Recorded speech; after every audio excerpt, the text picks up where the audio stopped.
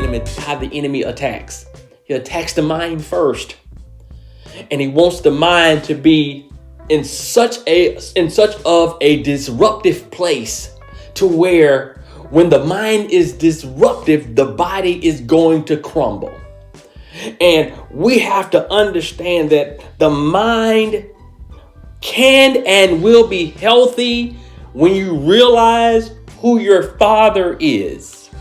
Well, Psalms 94:19, it reads like this: when doubts fill your mind, your comfort gave me a renewed hope and cheer.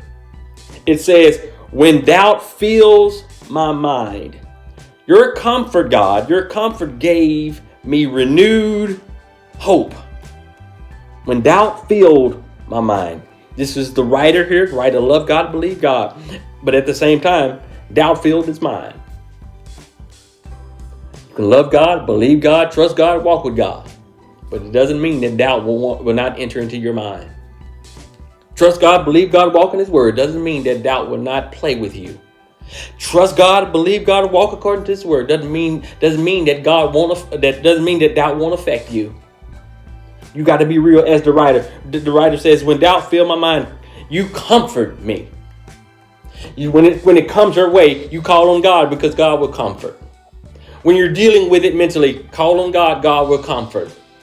When you're faced with these thoughts, call on God, God will comfort. God will give you a renewed hope. He will give you the cheer. He will give you the joy that's needed. He's God, and he's not wanting us to walk in doubt. He's not wanting the mind to be doubtful. He's not wanting the mind to be uncertain. He's wanting the mind to be focused. He's wanting the mind to be diligent. He's wanting the mind to be alert.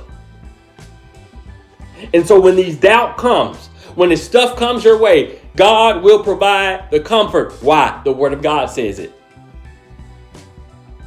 When the enemy comes, you're going to be okay. Why? Because the word of God says it.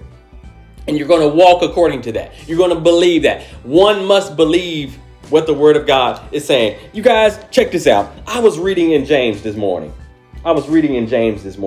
In James chapter 1. I think it was starting at verse 5. I'm going to read that real quick. This is not going to be on the slides, but I just want to read this. In verse number 5, it says, if you need wisdom, right? If you need wisdom, ask our generous God, right? If you need wisdom, ask God. If you need direction, right? Ask God. Okay? If you need wisdom, because it's wisdom that gives us the strength. It's wisdom that gives us the intellect. He says, if you need wisdom, then ask God. And then it says, and he will give it to you. He'll give wisdom to us if we're asking. But then it says, he will not rebuke you for asking. God will not rebuke us for asking. But verse number 6 says, but when you ask him, be sure that your faith is in God alone. Let me read that again.